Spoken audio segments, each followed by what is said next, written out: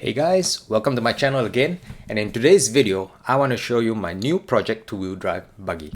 Now if you watched my channel before, you probably have seen my FF buggy or the front wheel drive buggy, and maybe another video on my custom mid-motored Kyosho RB5. By now you would have guessed that I like building unique buggies and I want to see if they will actually be competitive at the track. Before I continue, if you like watching videos about my projects, please help subscribe, like or comment. I would really appreciate it. Now I'm going to talk a little about the idea behind this project before I actually discuss the car and then show you some track testing footage. But if you want to jump straight to any of those, you can use the timestamps in the description below. Now let's talk two-wheel drive buggies. Today, if you visit any RC racing track, you might notice that two-wheel drive buggies look very similar. But they've actually evolved significantly over the years. One key design aspect that have changed is the motor position.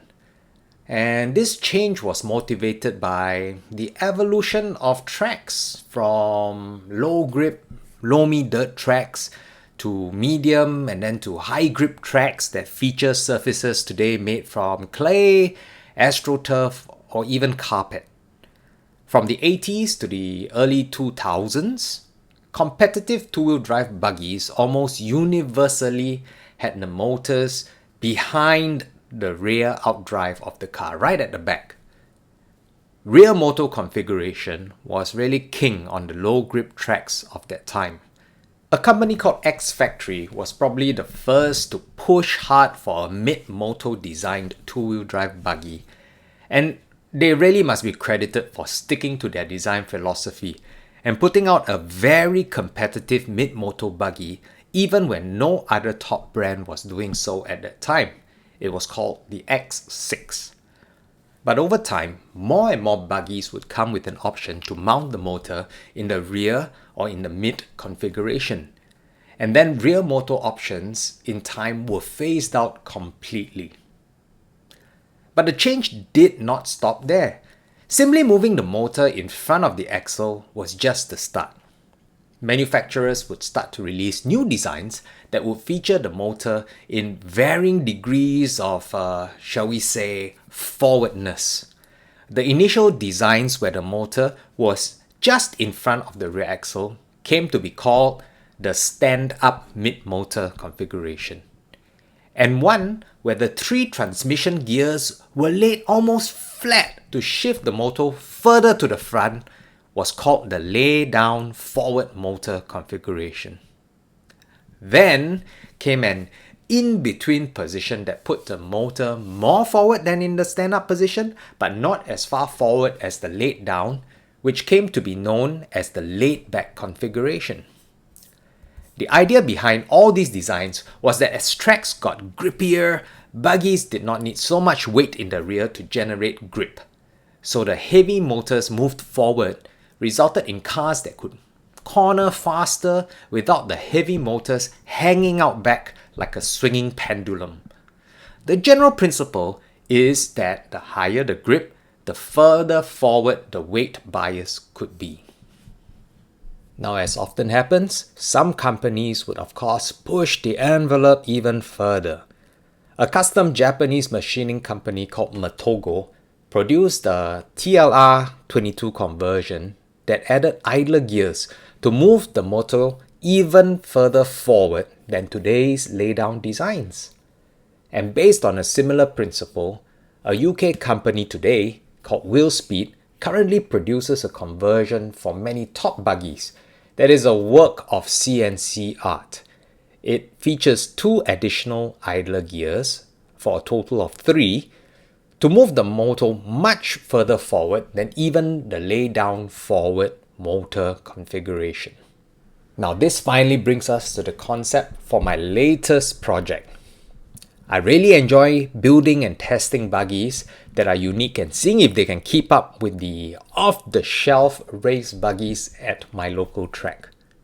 So I have the video about my front-wheel drive buggy and also my mid-motored RB5 buggy, both which were built over a decade ago.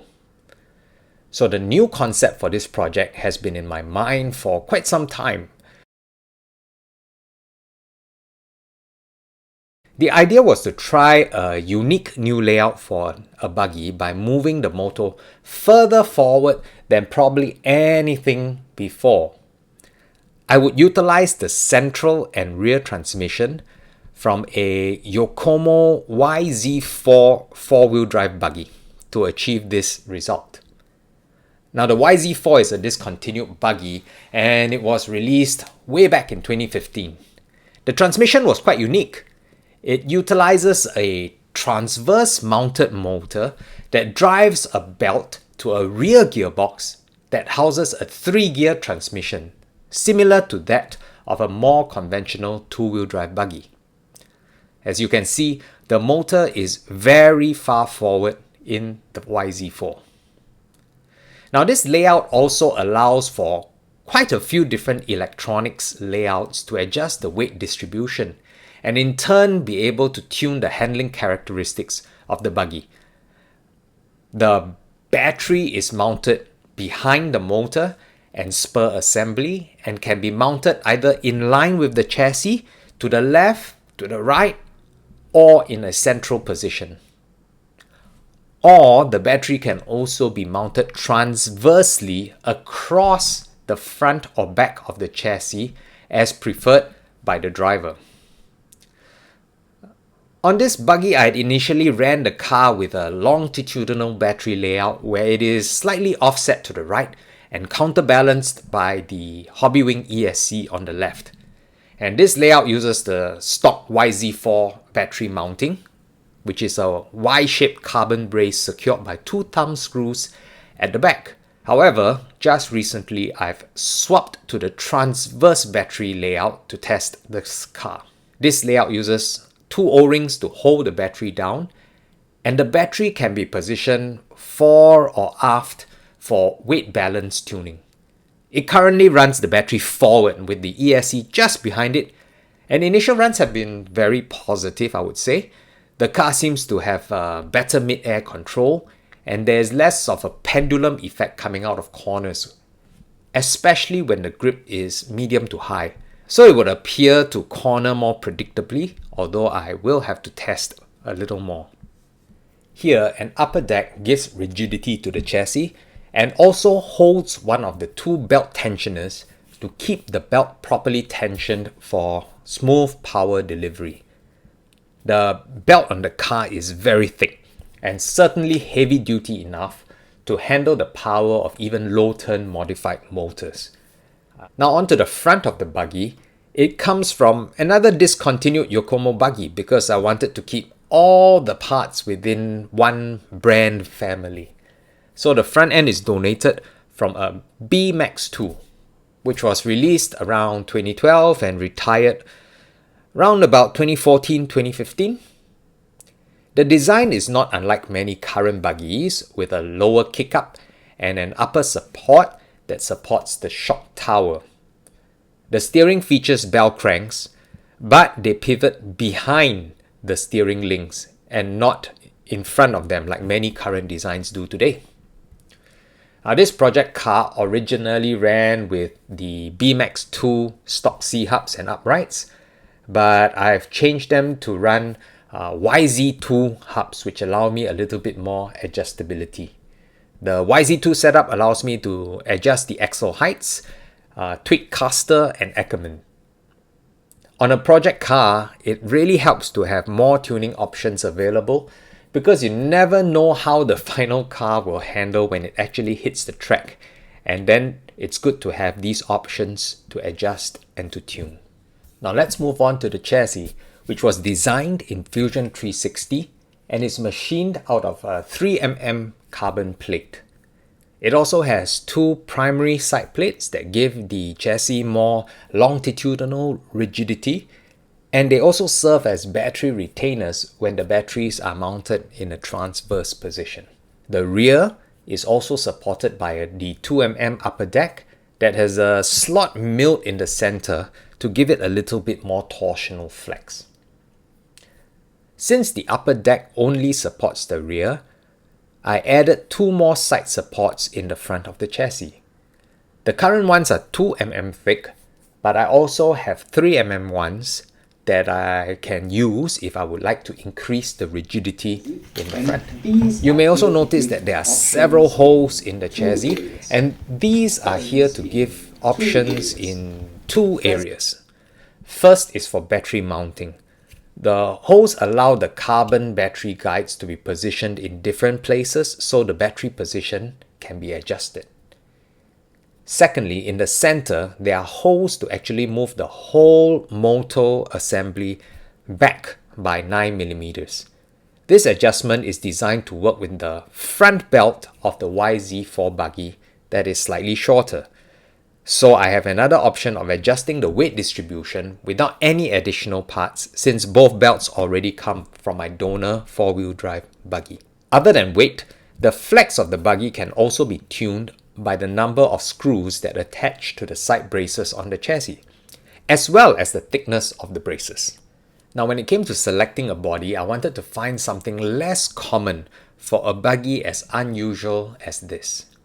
And truth be told, where it comes to modern front cap designs, I've come to dislike them less over time, but at heart, I'm still a mid-cap or rear cap body kind of guy. And the body had to be carefully selected because it had to meet 4 different criteria. One, it had to have side ports that were not too narrow at the rear. It also had to have side ports that were not too narrow at the front. And it needed sufficient height to clear the motor and spur assembly, which was further forward. And fourthly, it had to clear the rear belt pulley so the rear of the body could not be too low. After much searching, I finally found a body I thought would be perfect for this car. Something that not only fit, but would be unique enough to match this one-off buggy. Here's the body of the short-lived Durango DEX210F 2-wheel drive buggy. The DEX210F was a variant of Durango's DEX210 buggy that was supposed to be designed specifically for high-grip tracks. It was probably only in active distribution for 1 to 2 years and probably sold in very limited numbers. This body is a reproduction from Team Blue Groove. Now, they've done a very nice job on this shell and the quality is excellent. Shout out to the guys from TBG who are keeping this segment of the hobby alive by producing shells that would otherwise be impossible for us to find.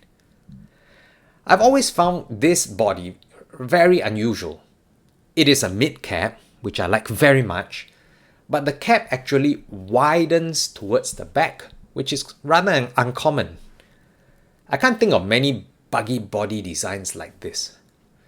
The side ports are also dramatically taller at the front, giving the buggy a bit of a bulldog stance that is unusual in today's buggy scene, which tends to favor sleeker and flatter side port designs. But overall, I like the design and I think it works well with my usual paint. I particularly like the little body details like the rear fin and the gill-like features at the back. For me, this body sits between old and new school and captures the old but new character of this hybrid 2-wheel drive project car. For electronics, I'm running a Hobbywing XR10 Gen 2 ESC that powers a Surpass V4 8.5 turn motor. Steering is handled by a Sanwa PGS CL2 servo. More on that later. And everything is controlled by my trusty Sanwa M17. As of the date of this video, I've been testing this buggy for about 5 months and have been refining the design along the way. I've designed and 3D printed a fan mount for the motor, and these Surpass fans have worked really well for me, and they also add a little bit of bling. I've also 3D printed a body guide at the rear because the body sits really close to the rear belt pulley, and this guide has an extension on the side that ensures the body will always sit clear of that rear pulley. The body of the DEX210F is quite narrow in the front, so I actually had to cut off part of it to allow it to clear the wider chassis of the B-Max2. But I think it turns out quite nice because it allows the nice blue steering bell cranks that have Yokomo etched onto them to be seen.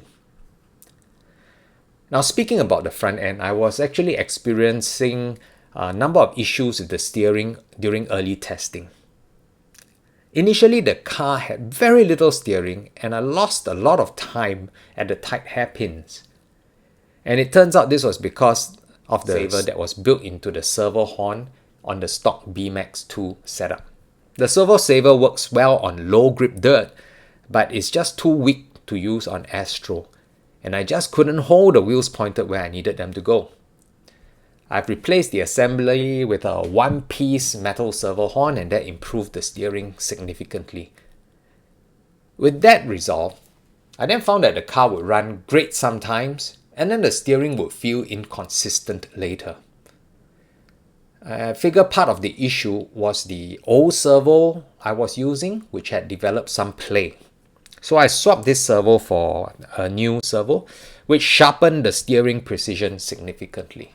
I suspected that part of the issue was also because of the front bracing that I had designed. You see, the front upper bulkhead was braced to the main chassis using a single aluminum standoff. And the problem was that this was a high stress area and that standoff would loosen after some running, even with thread lock. This would then lead to inconsistent flex that would in turn lead to my steering becoming quite imprecise.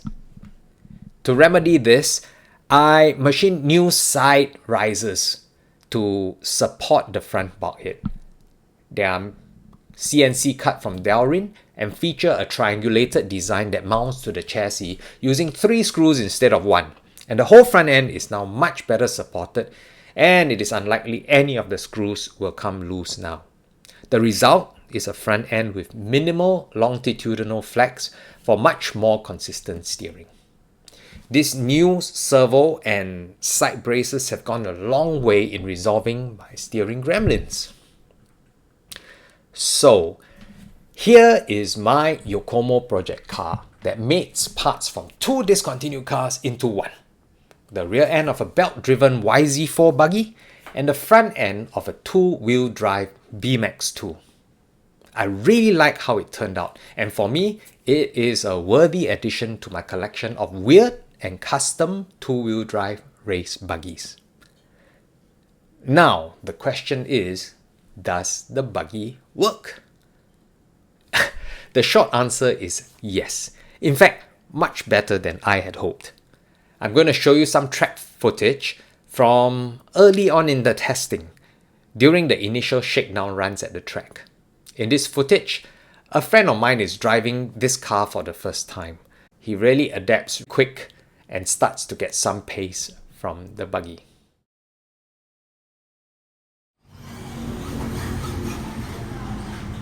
So here is the Y-Max2 being driven by a friend of mine. This is one of the few early tests of the car in January of this year. And lap 1 done. You can see the car jumping and it handles the jumps relatively well. At this point, the car is running my old Yokomo B-Max2 shocks. These are the older shocks with the blue trim. The front shock package felt pretty good, but the rear needed a little bit more work. Sometimes if the car failed to land on the receiver, it would get a bit unsettled on the landing. So it's something that I had to watch for when driving. And I also noticed that these shocks leaked, so that was probably part of the issue. Since this early track test, I have swapped out these shocks for newer gold ones of the YZ4. And I have since swapped those out for a set of big bore shocks from PR Racing, which have continued to improve the overall handling of the car. One area the car excels in is definitely forward acceleration. This car exits corners like a bullet, straight like an arrow, and with great confidence. I think it has to do with the transverse motor and belt setup, and I suspect that the belt also is acting like sort of a torque dampener when transferring power to the rear gearbox. So it really smoothens out the power delivery. The car still has a ton of punch, but just feels smoother putting down the power. The steering feels quite neutral. I'm used to a bit more aggressive steering in cars, so I've been trying to get the front end to steer harder. In these early runs, I did experience some slight oversteer coming out of the tight corners. And as mentioned earlier, the installation of a new servo and the redesigned chassis supports that stiffened up the front end helped to tune out this oversteer. As we watched the car go over these jumps, one thing that I wanted to do was to get the front end of the car to drop faster. Sweet pass there. So I think for a first outing, the car performed very well and at least proved that the concept was not a failure. And now I had a baseline from which to try to dial in the Y-Max2's track performance. And here we have some footage from some track testing done a little later, back in March this year. The buggy is now running new shocks, less rear toe, less anti-squat, and I've since installed the new servo as well as the side braces. So the steering is more precise and also consistent across the whole track. I believe this is also the first weekend these three little speed bumps just in front of the driver's stand were installed, and they really took a bit of getting used to.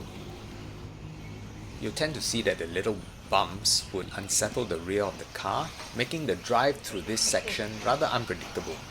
For this run, the battery is still mounted longitudinally, and I found that since I've changed to the transverse mounting position, it actually settles the car better across the little speed bumps, as well as making the cornering overall more predictable. Down the straight, leans into the corner, 3 little hops into the hairpin turn.